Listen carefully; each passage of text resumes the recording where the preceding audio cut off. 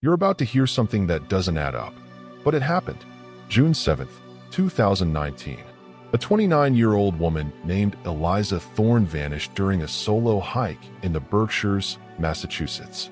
Broad daylight. No storm. No warnings. Just a familiar trail, and then nothing. No one saw her leave. No one saw her come back. But someone heard her. From a phone. Buried inside a hollow tree. 6 miles off any known path. The voice on it. Hers. And not hers. If you're hearing this, something followed me. It's not a bear. Not a man. I thought it was, the way it stood. But it has no face. 9 days of search and rescue. Helicopters. Dogs. Infrared drones. No trace. Except her camp, still intact. Tent collapsed, but untouched. No food missing. No blood. No signs of struggle. Just her notebook. Burned. Except for 3 pages. June 6th, close to midnight. Heard something. Not footsteps. Not breathing. Just pressure. Like the forest was holding its breath. June 7th, 2:21 a.m. that it's inside the salt ring. That's all. She wasn't a rookie. Eliza was a nature reporter.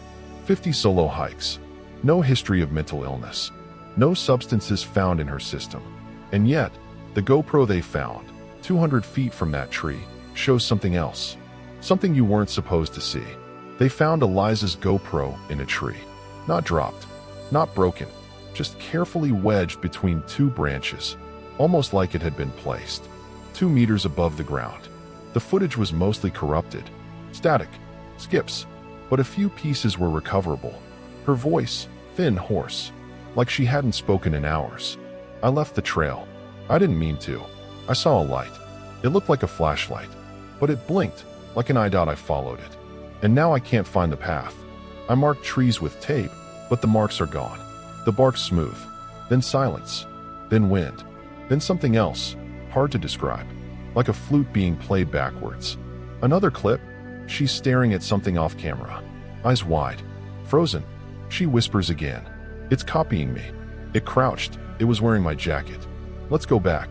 2 months earlier, a missing persons investigator, Dr. Cal Monroe, published an obscure paper online. Never peer-reviewed.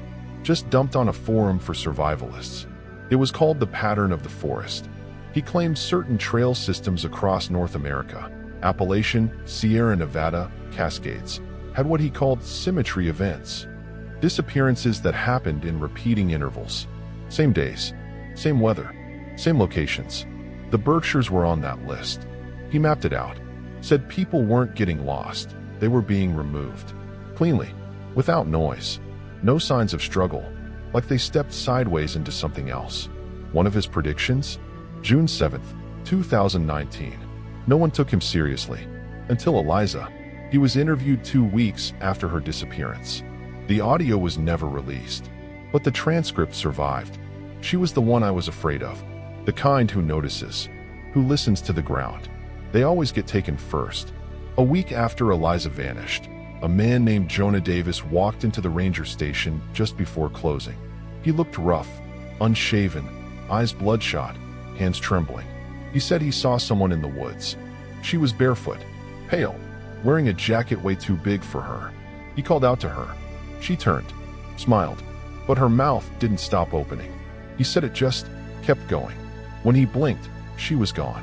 The rangers told him to go home. He didn't. Instead, he barricaded his house, nailed all the windows shut, poured salt under the doors, smashed every mirror.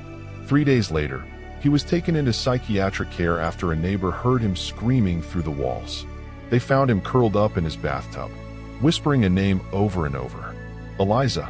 In his intake records, he claimed the thing in the woods wasn't just imitating her voice. It was learning to be her. Said it knew how she walked, how she tilted her head. Said it was starting to get her laugh right. He refused to be near glass. Said it watched him through reflections. That same night, a wildlife camera set up in a deer clearing captured something. 3 seconds. At first, it looks like a person. Thin. Still. Then it moves, sharp, jerky, like broken animation. Its head turns too far. A leg bends the wrong way. The mouth opens, wide, then wider. And then, it speaks. Not Eliza's voice. Not Jonah's. Yours. Officially, the trail was shut down for bear activity, but we talked to a ranger who quit the same week. He didn't want to be named, but he told us what he saw. He found Eliza's campsite. The circle of salt was still there, but it wasn't scattered. It had melted into the dirt like something burned through it. And in the center, one footprint. Not barefoot, a boot, facing out. He said the trees around it felt wrong. Too quiet. No birds. No insects. Just this heaviness. We also recovered one more piece of evidence. Something no one reported. Folded inside the lining of the GoPro case. A note, barely legible. Written in smeared ink. Whatever you do, don't answer if it sounds like someone you know that it's not them. The handwriting wasn't Eliza's. It was Jonah's. The ink, the paper, both matched samples from his psych ward. But Jonah never left that building. No visitors. No contact. No exceptions. The case was closed. No foul play. No answers. Just one more woman gone into the trees. And then, a week ago, Eliza's cloud account activated. Her phone had no SIM. No battery. It shouldn't have even worked. One file appeared. Just 3 seconds long. Breathing. Then a whisper. Quiet, distorted, but clear enough to recognize. Come find me. Still want to hike alone? 2 nights ago, a new voicemail was received on Eliza's old number. The number had been disconnected since 2020. Her parents confirmed no one had access to her account. And yet, the message came through. 3 seconds of silence. Then a voice. Not Eliza's. A man's. You left the circle open. Authorities traced the ping. A repeater tower deep in the national forest. Offline since 2017. No signal. No power. And yet, the transmission came through it. The voicemail was followed by 3 calls from blocked IDs. No sound. Just breathing. Almost synchronized. That same night, Jonah's psychiatric file was flagged for unusual activity. He had gone completely silent for 2 years. Then suddenly, he began drawing. Dozens of pages. Same image, over and over. A clearing. A tree with a hollow center. And something standing in it. Faceless. Arms too long. One hand holding a boot. The other, a phone. The staff asked him what it was. He whispered. She traded places. When they checked his room the next morning, Jonah was gone. No forced entry. No exit. Just a smear of salt across the windowsill. And one single note, written in his own handwriting. It can leave now. People think these stories end with resolution. With bodies. With arrests. But some places don't care about answers. They just wait. For the next one.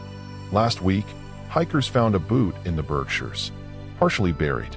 No foot inside. Size 9. Women's. Same brand Eliza wore. Stuffed into it, a fresh sheet of notebook paper. Crisp. Clean. Not weathered. You saw it. Now it sees you. The hikers reported it to the police. But when investigators returned 24 hours later, the boot was gone. No trace of the paper. No prints.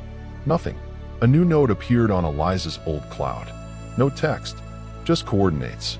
The location? The exact spot where the GoPro was found. You can choose not to believe any of this. You can call it coincidence, glitch, misidentification, but that trail's still there. Grown over, sealed off, but not erased. And some nights, people say they still hear a woman's voice. Calling, come find me. Only now, it doesn't sound like she needs help. It sounds like she's waiting.